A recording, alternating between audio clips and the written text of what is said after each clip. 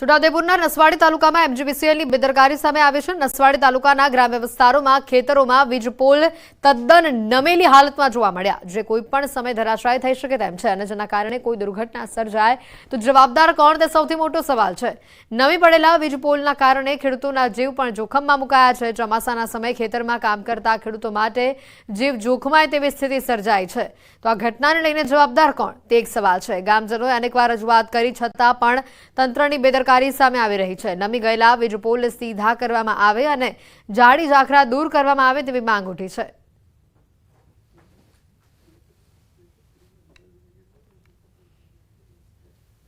નસવાડી તરફથી લાઈન આવે છે, એની નીચે ઝાડવા વધારે છે, એના કારણે ફોલ્ટ થાય છે, એટલે અમારી લાઈનો ચાલતી નથી।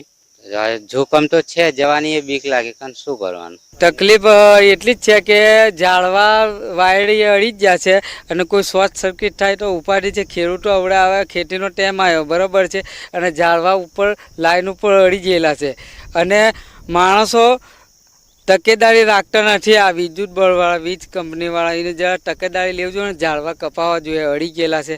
નસવાડીથી કંકુવાસન જવાનો જે મુખ્ય માર્ગ છે, આપણે તસવીર બતાવવા માંગીશું। આજે મુખ્ય માર્ગ પર અસંખ્ય એમજીવીસીએલના પોલ આવેલા છે, જે બિલકુલ નમી ગયા છે।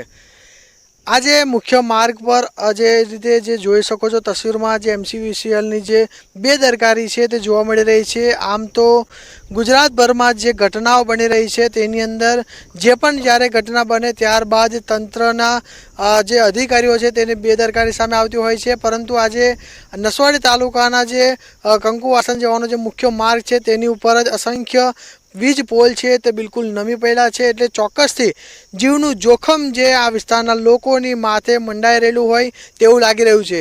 આમ તો આજે એમજીવીસીએલના જે પોલ છે તેની પર ખુલ્લા વાયરો છે। જો કોઈક અકસ્માત સર્જાય અને જો પોલ જો ધરાશય થાય તો આજે ખુલ્લા જે વાયરો છે તે બિલકુલ કોઈના જે રાહદારીઓની ઉપર પડે તો જીવનું જોખમ પણ જોવાઈ રહ્યું છે। આ જે રીતે આજે રાહદારીઓથી પસાર થાય છે અને જે બાજુની અંદર આવેલા જે ખેડૂતોના જે ખેતરો છે તેની અંદર પણ લોકો જવા માટે ડરી રહ્યા છે, કારણ કે વીજ પોલ છે તે બિલકુલ નીચે નમી ગયેલા છે। અને ખાસ કરીને આજે એમજીવીસીએલના જે પોલ છે તે તો નમેલા છે જ, તેની સાથે સાથે અન્ય એટલા કેટલાક વીજ પોલ એવા છે કે તેની ઉપર જારી ઝાકડા ઉગી ગયા છે અને વીજ પોલ જે નમી પડ્યા છે તેને સીધા કરે તો આજે આવનારા જે સમયની અંદર કોઈ દુર્ઘટના સર્જાય ના તેની કાળજી રાખે તંત્ર, તેવી આ વિસ્તારના લોકો માંગ કરી રહ્યા છે। સેજબ ખત્રી, ન્યૂઝ 18 ગુજરાતી, છોટાઉદેપુર। વારંવાર ઉભરાતી ગટરથી જૂનાગઢ વાસીઓ હવે ત્રાહિમામ પોકારી ગયા છે। શુક્રવારી બજારમાં નાના વેપારીઓને ભારે હાલાકી પડી રહી છે। વારંવાર રજૂઆત છતાં કોઈ નિરાકરણ ન આવતા ભાજપના નગરસેવકોએ શુક્રવારે બજાર બંધ કરાવી હતી। ત્યારે મેયરે કહ્યું કે અમને અનેક રજૂઆતો સ્થાનિકો તેમજ નગરસેવકો દ્વારા મળી હતી। આગામી દિવસોમાં નાના વેપારીઓના હિત જળવાય તેના માટે વૈકલ્પિક જગ્યા ફાળવવામાં આવશે। ત્યારે હવે સવાલ એ થાય છે કે વારંવાર રજૂઆત છતાં આજ દિવસ સુધી કેમ કોઈ કામગીરી કરાઈ નથી। તંત્ર અજાણ છે કે આ ખાસ કરીને લોકો અજાણ છે તે એક સૌથી મોટો સવાલ ઉભો થઈ રહ્યો છે। અમારે ત્યાં શુક્રવારે ભરાય છે, અવારનવાર અણબનાવ બને છે અને ટ્રાફિક સમસ્યા બહુ થાય છે। એનું કારણ છે અહીંયા ગટર, ભૂગર્ભ ગટર, રોડ રસ્તાના કામ ચાલુ છે। શુક્રવારે જે માથાકૂટ થઈ હતી એના અનુસંધાને અમે કમિશનરશ્રીને લેખિતમાં રજૂઆત, મેયરશ્રીને લેખિતમાં રજૂઆત, દબાણ શાખામાં રજૂઆત કરેલ અને આજ રોજ ફરી શુક્રવારે ભરાઈ ગયેલ હતી તો અમે ચારે કોર્પોરેટર સાથે રહી અને અમારી ટીમ સાથે રહી અને શુક્રવારે બંધ કરાવેલ છે। દોલતપરામાં જે શુક્રવારે બજાર ભરાઈ રહી હતી તે આજે બંધ કરેલી છે, કારણ કે ત્યાંના રહીશો અને સ્થાનિક લોકોનું આવેદન જે કમિશનરે અને મારી પાસે આપી ગયા અને જે ટ્રાફિકની સમસ્યા હતી તેના લીધે આજે બંધ કરવામાં આવી છે। પરંતુ આગામી દિવસોમાં આજે નાના વેપારીઓ છે તે વેપાર ધંધો કરતા હોય છે અને પોતાનું રોજગાર ચલાવતા હોય છે, તો એમના માટે કોઈ એવી વૈકલ્પિક જગ્યા મળી જાય એટલે ફરીવાર આ શુક્રવારે બજાર કોઈ પણ સારી જગ્યાએ ચાલુ કરવામાં આવશે।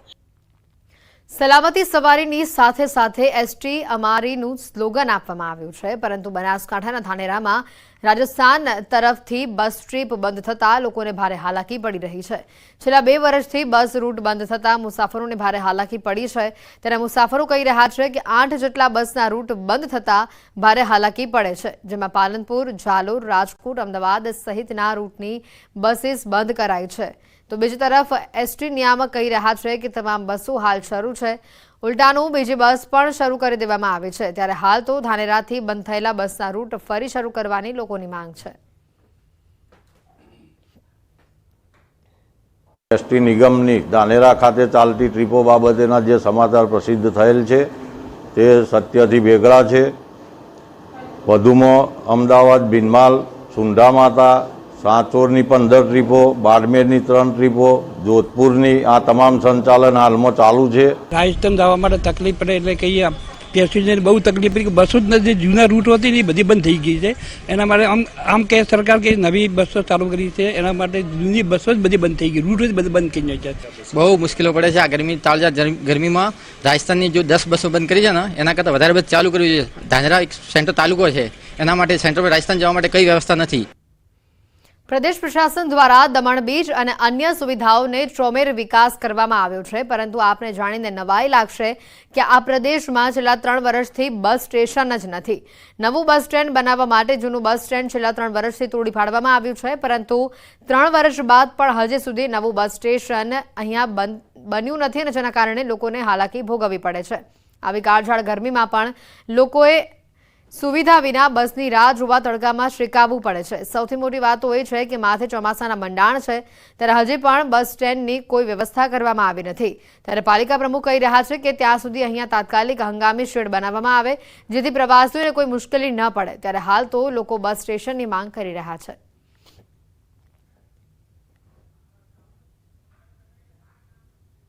પરંતુ જે આ સુવિધા છે, જે શેડ નાખવાની, તે હું કલેક્ટરને રજૂઆત કરીને એ શેડ આપણે નખાવીએ અને ટોયલેટનો બંદોબસ્ત, એ 2 ચીજ તો આપણે તાત્કાલિક કરીએ. પાણીનું છે ને નતું થોડા જ ડિસ્ટન્સ પર એક રોટરી ક્લબે બહુ સારા સેવાનું કામ કર્યું હતું, ઇનોગ્રેટ કર્યું છે. બસ સ્ટેન્ડ ના હોવાથી અનેક મુસીબતોનો સામનો કરવો પડે છે. બસ સ્ટેન્ડ ના હોવાથી અમને તડકામાં ઊભી રહેવા પડે છે અને કંઈ પણ જાતની સુવિધા નથી અને લોકોને પૂછપરછ કરવા પડે છે અને ચોમાસામાં પણ આ જ હાલત બની રહી છે. यहाँ बस स्टॉप पे जब उतरे तो बस स्टॉप पे आए तो बस स्टॉप पे कुछ है नहीं, सीट भी नहीं है. गर्मी में इतने बच्चे परेशान हो रहे हैं, खड़ा होने के लिए जगह नहीं है, पानी भी नहीं है, टॉयलेट का भी व्यवस्था नहीं है. यहाँ पे इतनी तेज़ धूप है, मतलब खड़ा होने के लिए जगह नहीं है कि कहीं भी खड़ा होकर बस का इंतजार करे. જામનગરથી સમાચાર આવી રહ્યા છે. કિસાન કોંગ્રેસનું હલ્લાબોલ સામે આવ્યું છે. અનધિકૃત બિયારણને લઈને જામનગરમાં હલ્લાબોલ કરવામાં આવ્યો. નાયબ ખેતી નિયામક વિસ્તરણની કચેરીમાં રજૂઆત કરવામાં આવી. અનધિકૃત બિયારણ બાબતે સરકાર સામે કિસાન કોંગ્રેસના આક્ષેપો સામે આવ્યા છે. સરકારની એડવાઇઝરી સ્ક્વોડની રચના, છાપામારી રેડ ઉપર સવાલ ઉઠતા કિસાન કોંગ્રેસ અનધિકૃત એજન્ટ મારફતે બિલ વગરના અનધિકૃત બિયારણ વેચાય છે. ત્યારે સરકારને ગુજરાત કિસાન કોંગ્રેસની વિનંતી છે કે આ છાપામારી સ્કોડોની રચના બંધ કરો. સીડ્સ એસોસિએશન સામેથી કહે છે કે આ અનધિકૃત બિયારણ છે તો સીડ્સ એસોસિએશનને પકડો અને જ્યાં જ્યાં ઉત્પાદકો છે એમને પકડો અને ત્યાં જ એમને રોક લગાવી દો.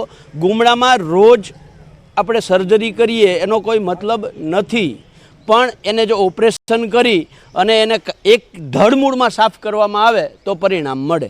બિલકુલ, આપણે રાજ્ય સરકાર અને અમારો કૃષિ વિભાગ આ બાબતે સતત પ્રયત્નશીલ છે.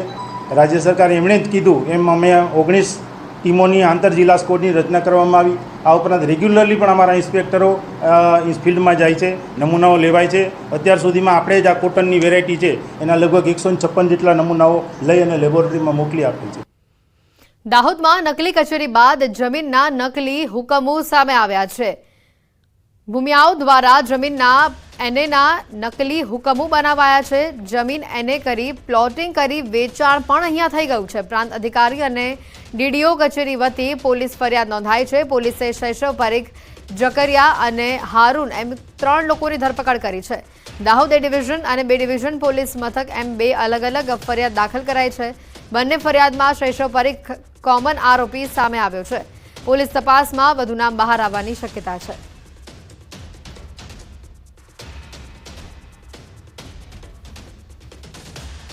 આ લોકો ખોટા એના હુકમો કરી સરકારશ્રીની જે પ્રીમિયમ રકમ છે એ રકમ બચાવવા માટે કે પ્રીમિયમ ના ભરવું પડે તો એનો આર્થિક લાભ મેળવવાનો મુખ્ય ઉદ્દેશ એમાં જણાય આવે છે. અને આ લોકો સાથે પણ ચીટિંગ થાય છે, કેમ કે જે આ એને થકી જે પ્લોટિંગ થાય છે અને જે એન્ડ યુઝર છે કે જેને આનો લાભ મળવાનો છે, એ પણ આ પ્રકારની કોર્ટ પ્રોસિડિંગ કે એફઆઈઆર દ્વારા ફોજદારી પ્રક્રિયા થવાને કારણે એ લોકોને પણ ભવિષ્યમાં તકલીફ પડે, હાલમાં તકલીફ પડી સંભાવના પૂરેપૂરી છે. પંચમહાલ જિલ્લા પુરવઠા અધિકારી દ્વારા જિલ્લાની કુલ 25 સરકારી સસ્તા અનાજની દુકાનમાં ગેરરીતિ મળી આવતા કાર્યવાહી કરવામાં આવી છે.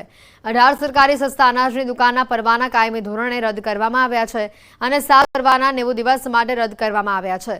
આ ઉપરાંત દુકાનદારો પાસેથી 37 લાખ કરતાં વધુ રકમનો દંડ પણ લેવામાં આવ્યો છે.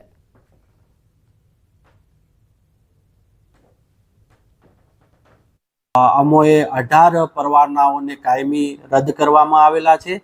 7 પરવાનાને 90 દિવસ માટે સસ્પેન્ડ કરવામાં આવેલા છે. આમ મળીને કુલ 25 પરવાનેદારો સામે કાયદેસરની કાર્યવાહી કરી છે.